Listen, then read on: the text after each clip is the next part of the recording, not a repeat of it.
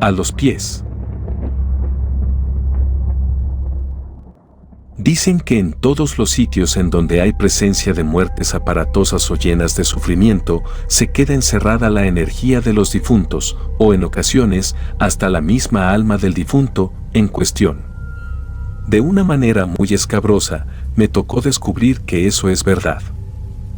Cuando se lleva tiempo trabajando dentro de un centro comercial, uno se acostumbra a ciertos eventos que, con el tiempo, se vuelven cotidianos.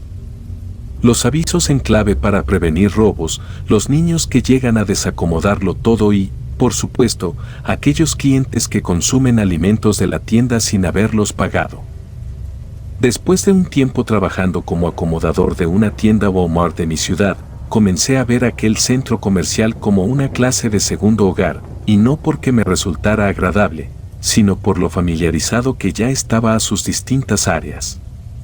Los días allí dentro, a pesar de no ser los mismos, no tenían mucha distinción.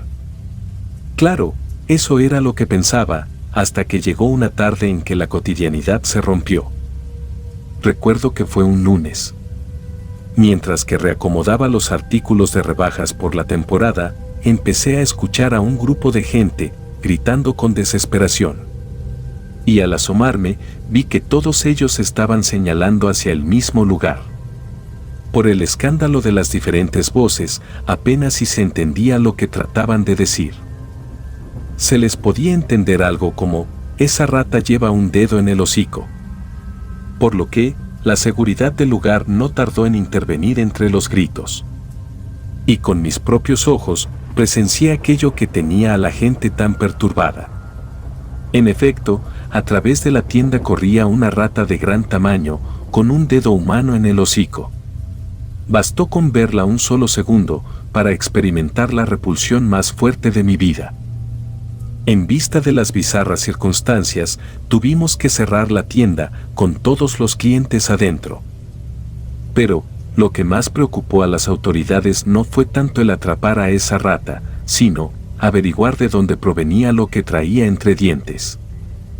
Se nos pidió que no cayéramos en pánico, pero resultaba imposible, pues ni siquiera en una película de terror había visto algo como eso. Tanto al interior de la tienda como al exterior comenzó una búsqueda meticulosa. Por el tono grisáceo del dedo, supuse lo peor. Pero por suerte, uno de los policías alcanzó a pisar al animal con la fuerza suficiente como para dejarla inmóvil. Adentro de la tienda se escucharon los gritos horrorizados de los clientes. Los adultos cubrían los ojos a los más pequeños, mientras que en los altavoces se les ordenaba que guardaran la calma. A pocos minutos de la captura del animal, se nos ordenó que reabriéramos la tienda, solo para hacer que toda la gente se marchara. Los policías no permitieron que se vendiera una cosa más. Todos tuvieron que desalojar tanto la tienda como el estacionamiento. Y una vez que ambos quedaron vacíos, también salí de allí. Afuera, descubrí que uno de los espacios del estacionamiento estaba acordonado y rodeado por más equipo de la policía. En uno de los espacios había un auto blanco, el cual estaban investigando. Con solo verlo, reconocí de quién era. Era el auto del señor Ernesto Aguilar. Él era un cliente habitual, amigo de los empleados. Siempre alardeaba de dedicarse a la brujería negra, pero, aun con ello, se ganaba la empatía de aquellos con quienes convivía. Por cuestiones de seguridad, no me permitieron acercarme ni saber qué estaba ocurriendo. Sin embargo, al día siguiente, la noticia se supo de boca en boca y de pasillo en pasillo. El señor Aguilar fue encontrado al interior de su auto con el cuerpo incompleto. Al brujo de creencias y prácticas cuestionables le hacían falta las piernas. Me contaron que, en las cámaras del estacionamiento no se pudo distinguir a la persona encargada de estacionar el auto. Pues, su rostro parecía estar desfigurado, además de estar cubierto por una clase de túnica, no parecía humano. ¿Acaso fue un ser infernal? Tal vez el señor Ernesto tenía cuentas pendientes por arreglar dentro de su mundo de brujería obscura. Y los motivos no eran algo que me hubiese agradado conocer. Pues de todos los lugares en que pudo terminar, fue a parar al estacionamiento de nuestra tienda. Supongo que acabó allí por la frecuencia en que venía, o tal vez porque era un lugar que le agradaba, por alguna extraña razón. A pesar de que la tienda volvió a abrir a 3 días de levantado el cuerpo, ese lugar de estacionamiento continuó restringido.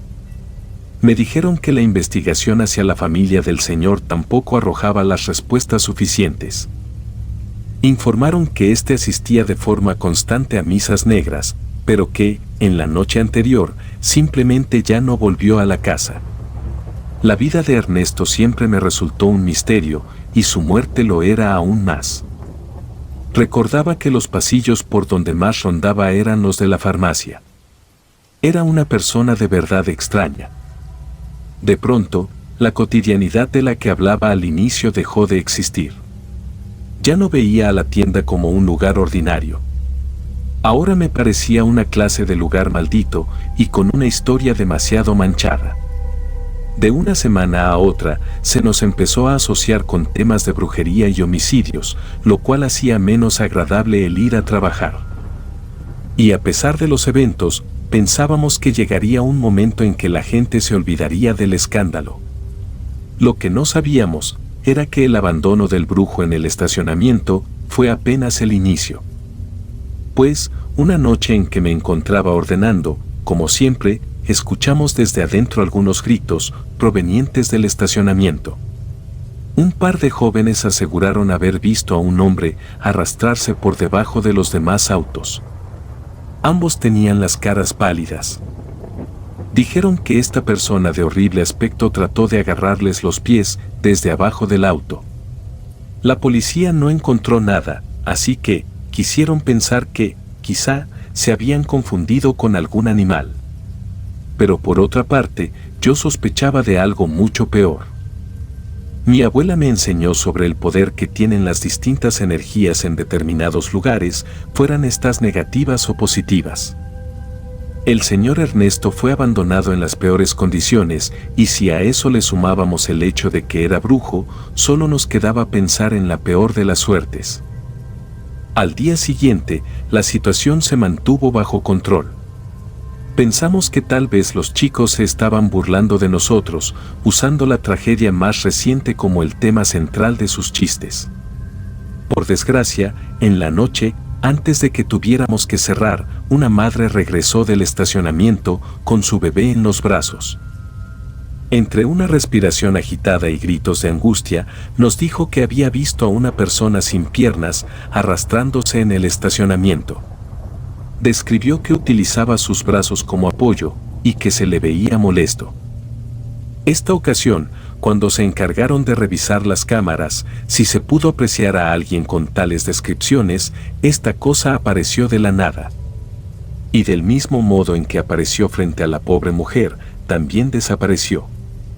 No había forma en que la grabación hubiese sido alterada, pues estábamos ante una manifestación real.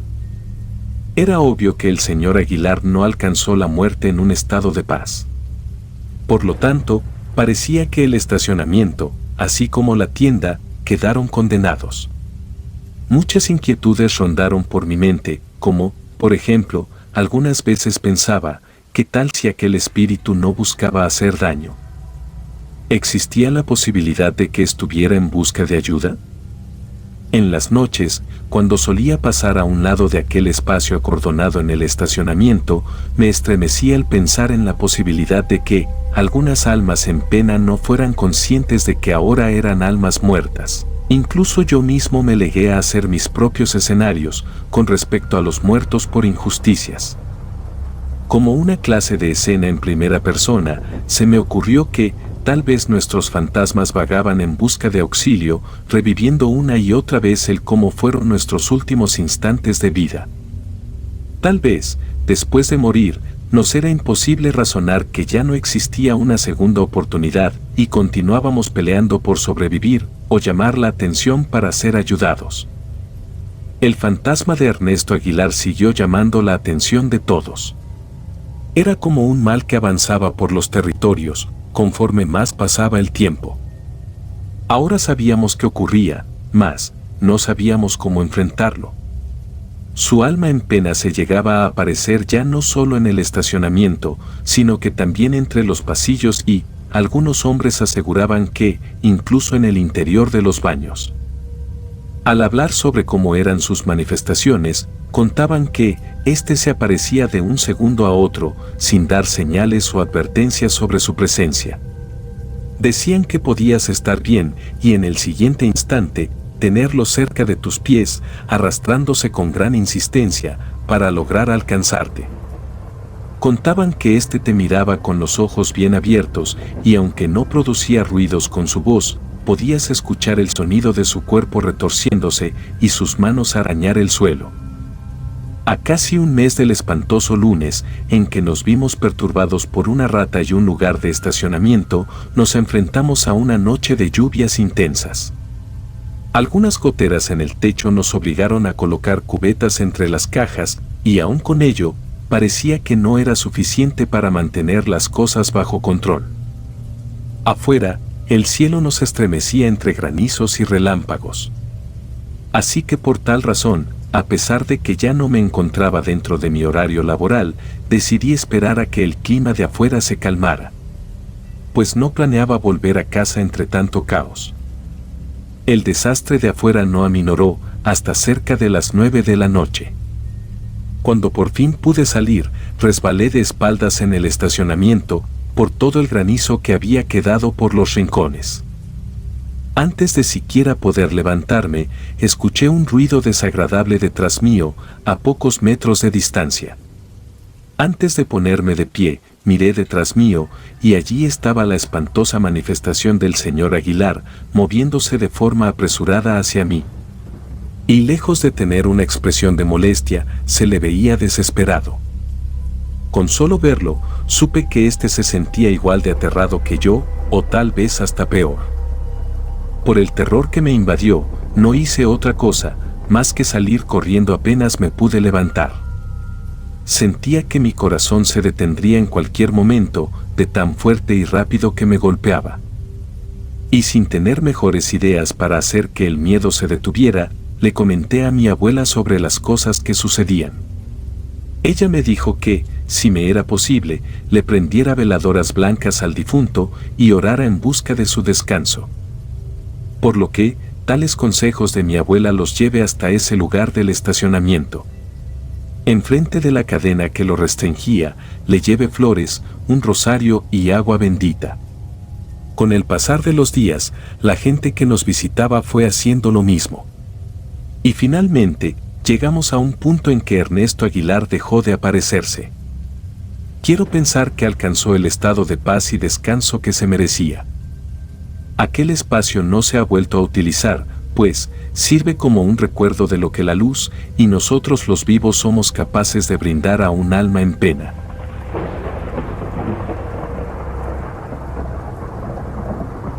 Baltasar.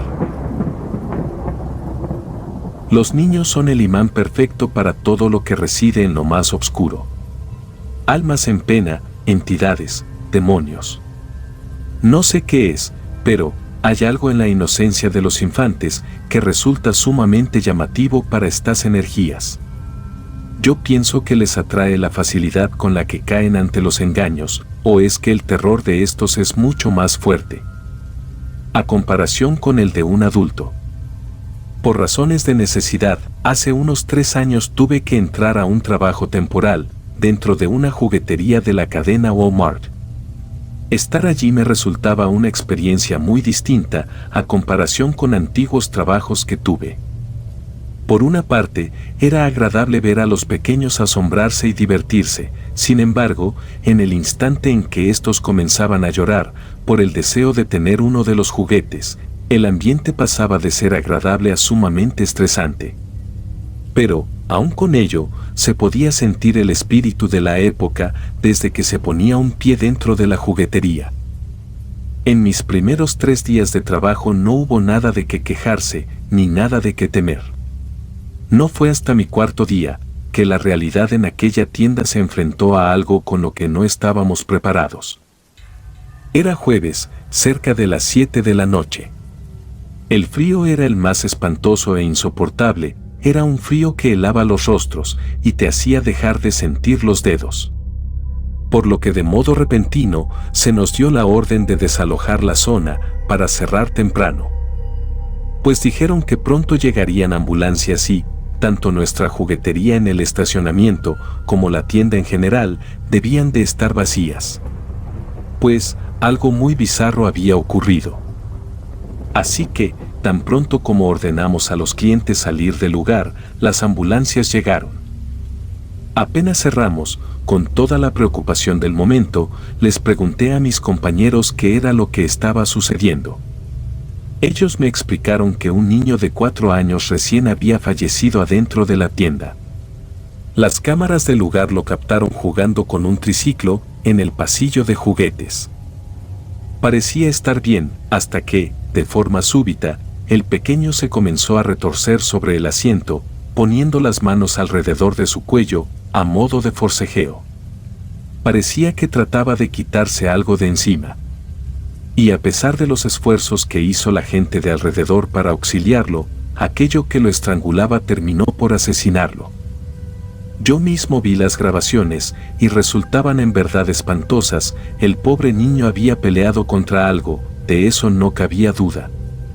Su carita y su pequeño cuerpecito se fue debilitando, y su rostro se tornó de una coloración morada hasta que la cosa invisible lo dejó caer. Los padres de este pequeño nos aseguraron que no padecía de ninguna enfermedad importante. Y por lo extraño que resultaron los eventos, se inició una investigación, a la par en que el pasillo de juguetes dentro de la tienda fue acordonado. Por lo que, las ventas bajaron mucho desde que tuvo lugar el incidente, y muy pocas personas entraban con sus hijos a Walmart. No obstante, al otro lado del estacionamiento, nuestra juguetería se seguía atiborrando los fines de semana. Cuando alguien hacía una pregunta en relación al niño fallecido, respondíamos que esta había sido por causas naturales. Y aunque, por la forma en que se le vio forcejear, yo se lo atribuía a una clase de presencia maligna. A 2 semanas de la muerte en la tienda, dentro de la juguetería escuchamos a una niña gritar por ayuda. «Ayuda, él quiere robarme», la oímos gritar desde el pasillo de las muñecas. Y tanto los trabajadores como el personal de vigilancia nos apresuramos a llegar allá. Esta nos dijo que el hombre se fue corriendo por el siguiente pasillo. Dijo que la intentó tomar de la mano para llevársela a la fuerza. A la hora de preguntarle cómo era ese hombre, alertó que se trataba de un señor con disfraz de rey mago. En el instante en que revisamos las cámaras, quedamos desconcertados, ya que, por segunda ocasión, no se podía apreciar nada en lo absoluto. Segundo a segundo, la niña que se quejó de haber visto al hombre disfrazado, o aparecía sola, o en compañía de sus padres, pero, en ningún momento, cerca de un hombre con la descripción que nos dio. Y lo más inquietante de todo era que, para entonces, la tienda ni siquiera había llegado a contratar a un Santa Claus, y mucho menos a un rey mago. Por lo que, esto último hizo que creciera la inquietud tanto en los clientes como en los empleados. La mayoría quiso tachar a la pobre niña de mitómana, apuntando a que tal vez tenía amigos imaginarios. Y en mi opinión, yo sí le creía cada una de sus palabras. Pues no le veía mucho sentido a que mintiera con algo como eso. Sin contar que, el terror reflejado en su rostro, hacía que fuera imposible el no creerle. Lo que sea que se les aparecía a los pequeños, era una verdadera amenaza. Y a partir de esa queja, continuamos recibiendo otras acusaciones similares por parte de los niños. Tanto en la tienda como en la juguetería, se quejaban de ver al mismo hombre. Decían que los llamaba para que se acercaran. Y, tan pronto como los niños se negaban a ir, éste los empezaba a perseguir, con una expresión fúrica. De queja en queja, nuestra juguetería igual fue decayendo en ventas y visitas. Los padres de familia estaban alarmados, y no era en vano. El tema causó tanta inquietud, que incluso entre los empleados empezaron a solicitar el cierre de la juguetería con tal de prevenir futuros incidentes. Pero, tal sugerencia fue rechazada al instante por el simple hecho de no ser una decisión favorable para las ventas. Y conforme más se acercaban las fechas importantes, más eventos extraños pasaban en la juguetería. Recuerdo mucho una noche en que, antes de cerrar, se empezaron a caer casi todos los juguetes de un estante. No había visto algo como eso desde el terremoto de 2017. Las cajas se fueron abajo, azotando los juguetes con fuerza, armando un escándalo espantoso.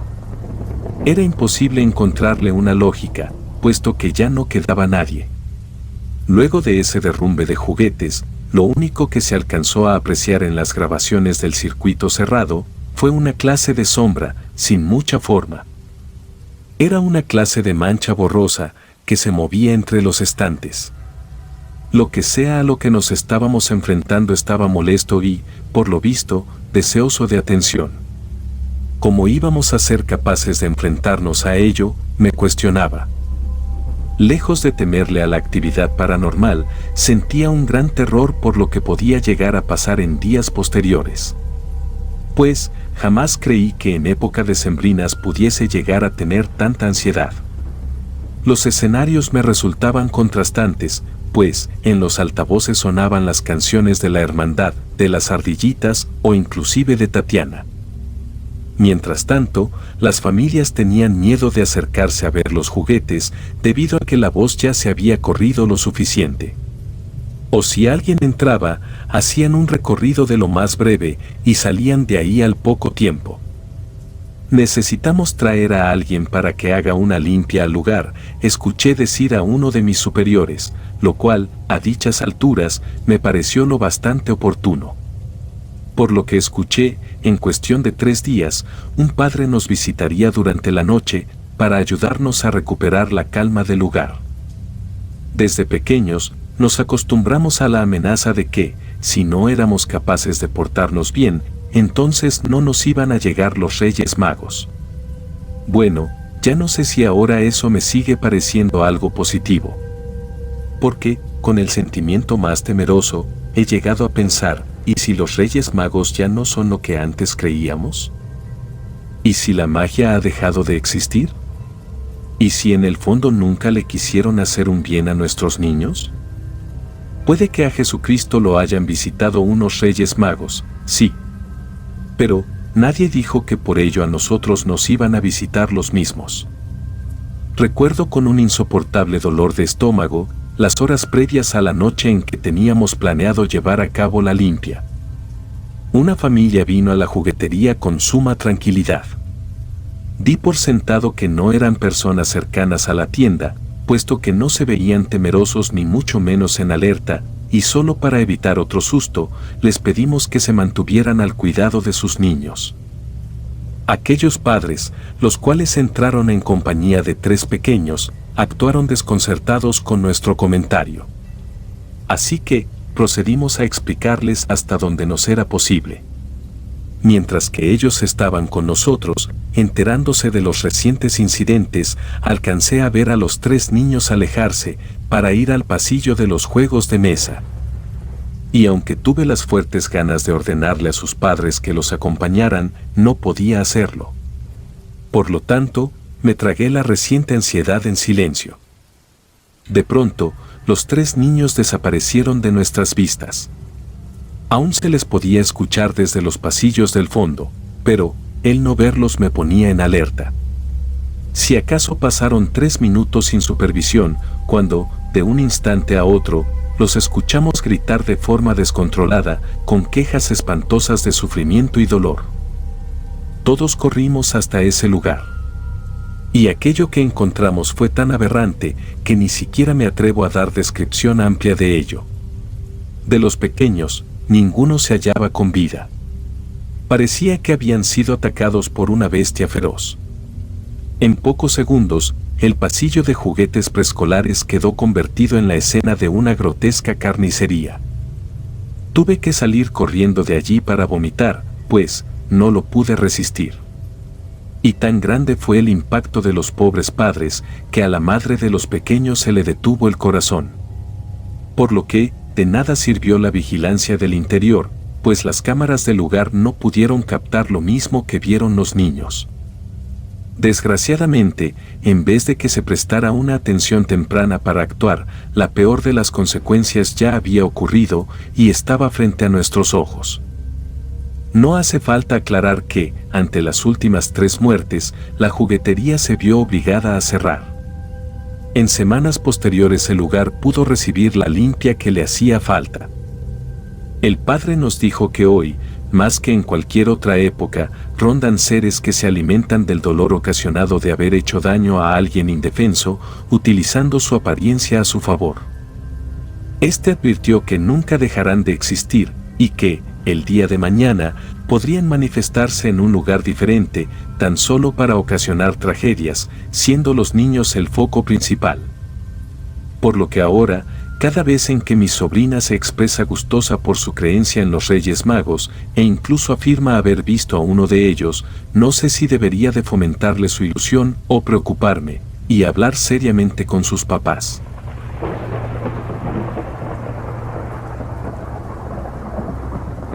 El demonio de las 1000 caras. La casa está ubicada en un lugar muy hermoso.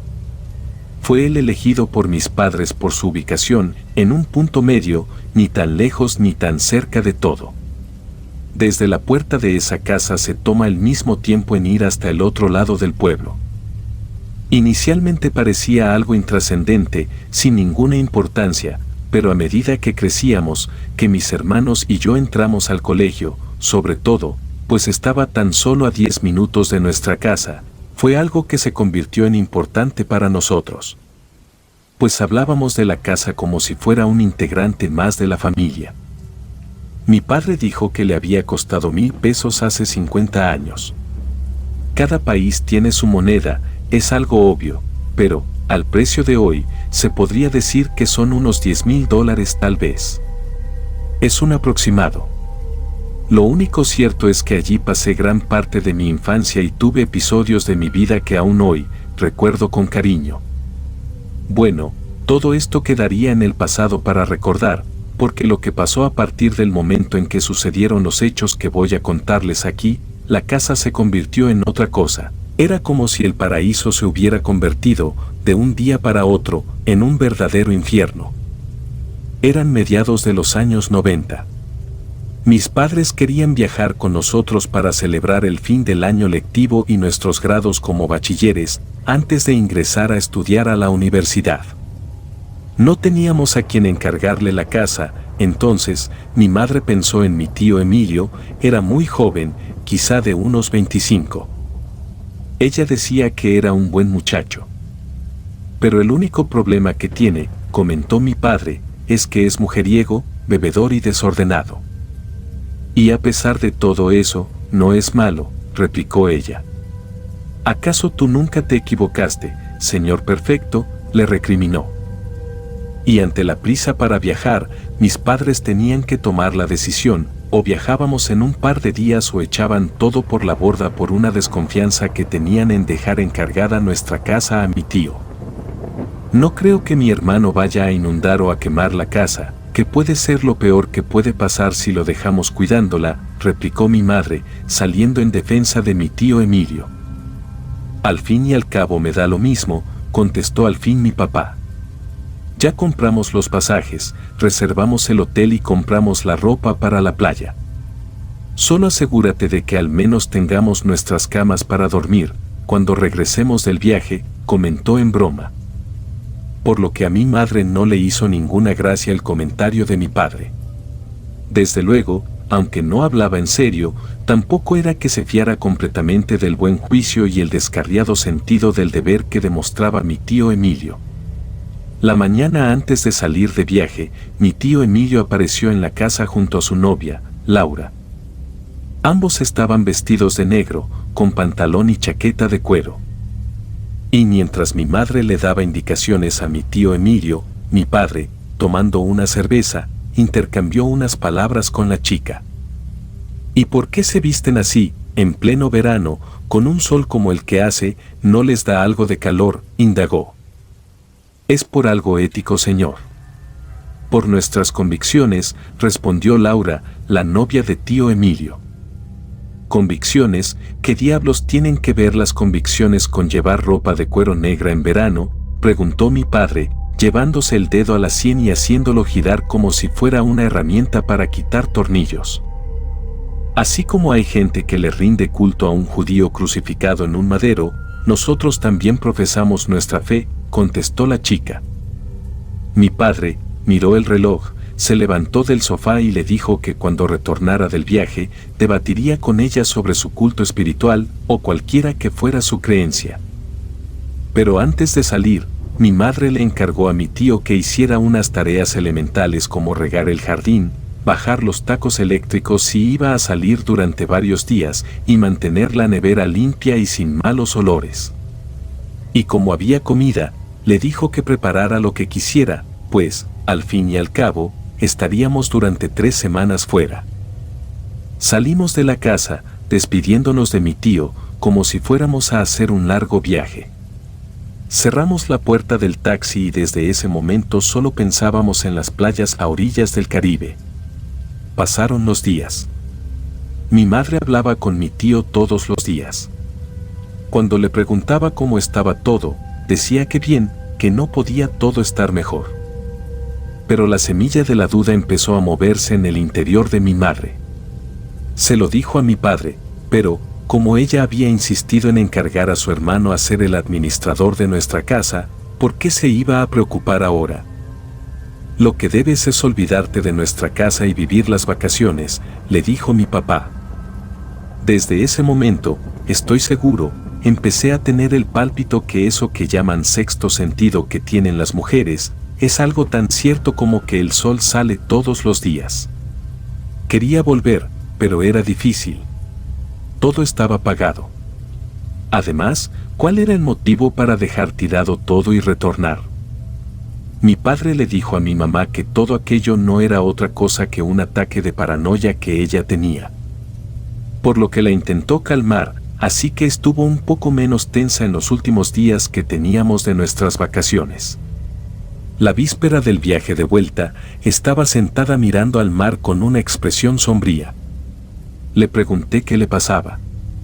Me dijo que nada, pero cuando le insistí que me contara, entonces me dijo: tengo un mal presentimiento.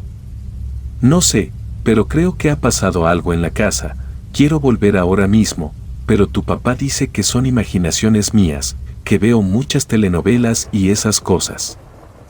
Así que mejor, espero, me dijo mi mamá. Al llegar a la casa, todo parecía estar en orden, pero mi tío Emilio no estaba por ninguna parte. En el cuarto que estaba en el patio de atrás, había dibujada un pentagrama y 5 velas en cada uno de los ángulos de la estrella. Mi padre le preguntó a mi madre qué era aquello. Mi tío había desaparecido misteriosamente junto a su novia.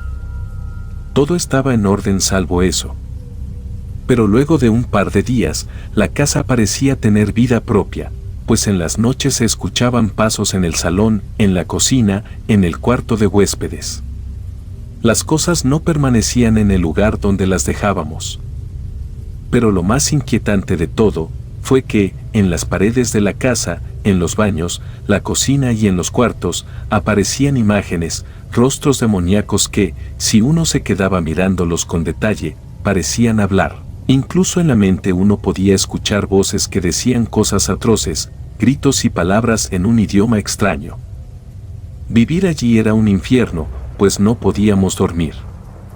Así que mi padre, entonces, tomó la decisión de que dejáramos la casa. Pero alguien le dijo que llamara a un sacerdote para hacer un exorcismo.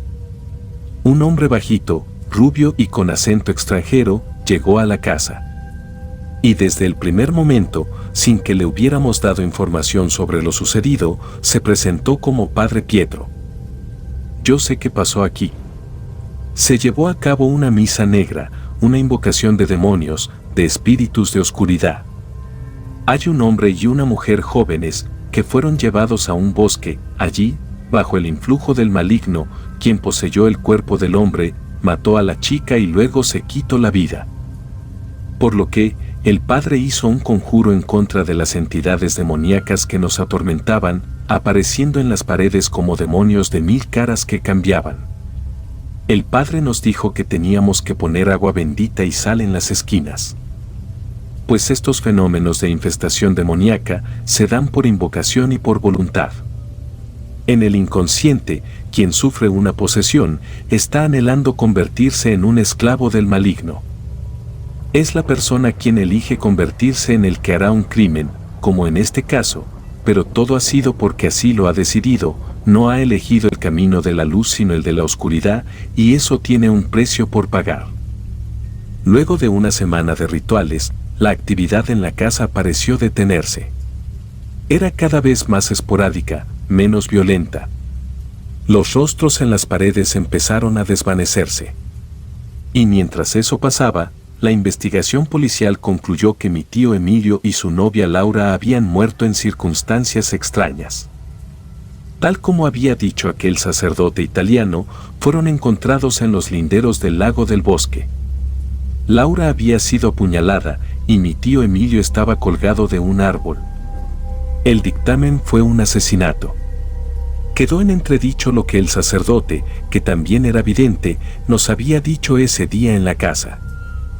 ¿Mi tío había cometido ese crimen y luego había acabado con su vida? ¿Qué razón lo pudo impulsar a hacer eso? La última visita del padre Pietro a la casa hizo lo que él llamaba ritual de exorcismo. Hizo un círculo y con las velas recreó un pentagrama, pero este era una manera de llevar a los espíritus a la luz y conjurar a los demonios que aún permanecían allí, a la espera de una nueva víctima. Y durante el ritual, en un momento, el sacerdote blanqueó los ojos. Tomó su rostro otra expresión. Pude ver que era mi tío. Perdónenme por lo que hice, aquí lo estoy pagando, por la eternidad. Entonces el sacerdote, tras decir una serie de fórmulas en un lenguaje que después sabría que era latín, cayó vencido por el cansancio. Los espíritus consumen mucha energía. Por eso, un médium o sacerdote, tras hacer un exorcismo o una indagación en el otro plano, queda exhausto. Muchas personas se extrañan porque, en algunos lugares con gran actividad paranormal, se agotan rápido sus aparatos electrónicos. Pues los espíritus consumen esta energía.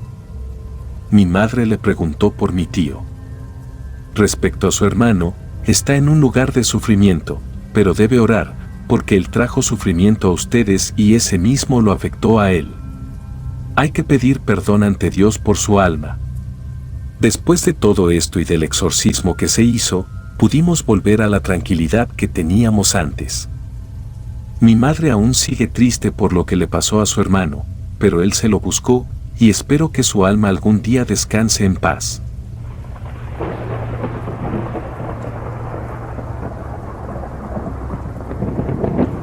Si te gustan los relatos, apóyanos dando un like y compartiendo, o haciendo un comentario, ya que eso nos ayudaría bastante. Y si aún no estás suscrito o suscrita, te invito a que lo hagas para que no te pierdas lo mejor de relatos de terror nocturno. Sin más, gracias por escucharnos. Relatos escritos y adaptados por Dea Martín y Andrés Castaño.